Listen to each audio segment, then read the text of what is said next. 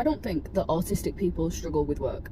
I think we struggle with everything around work, because if you actually look at the stats, it says that only around 30% of autistic adults in the UK are employed. And I know for a fact that for some of us, that is not because we can't work. It's because the system we're entering isn't designed for how we work and how we process information. And with PIP now becoming an ever steel gate, and they absolutely don't seem to recognise neurological collapse, I'm going to break down what is actually happening for a lot of autistic people in the work environment. So take a really simple job, something like admin. On paper, it's clear. So that might be organising data, responding to emails, keeping systems running, following processes. And a lot of autistic people actually really thrive in that. They have clear inputs, clear outputs, lots of structure. It's very logical. I know this is a bold thing to say, but you might even be the best person at that job because you will follow it to a T. You'll notice the patterns that other people might miss. You will keep things consistent because that's how you need it to be. You follow the system to a T. But then there is the rest of the job. You know, the bit that's not wrote down. Like, for example, your manager comes along and says, remember to keep on top of those emails. And most people are like, okay. But for you, you're sat there thinking, what does that mean immediately? Does that mean within the hour? Does that mean before the end of the day? Does that mean based on urgency that nobody's explained to me? So now you're not just doing emails, now you're decoding expectations. Or, for example, that same person goes into a meeting and you've got something really valuable to say. Saying it right or wording it right doesn't necessarily come natural to you.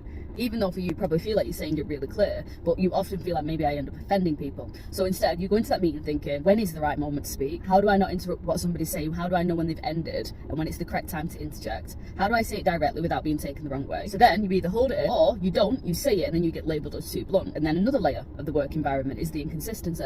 One person can break a rule and nothing happens. You follow the rule that was directly taught to you, and you're told that you need to be more flexible. So now the rule is no longer the rule and you're beginning to crumble inside.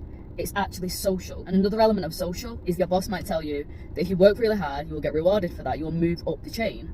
But instead, actually, it's a social contract. And the people who have the click get rewarded. And that's where, for a lot of autistic people, logic begins to break. Then you add the environment, which is like, you know, background noise, lights are really bright, office lights are really bright, constant interruptions, people talking in the background, having social conversations whilst you're trying to focus. And the difference is, right, is your brain is continuously running all of these systems consciously, whilst everybody else's is running on autopilot. And they're not necessarily thinking about these things at all because they don't have to. And this is why the stats look like they do.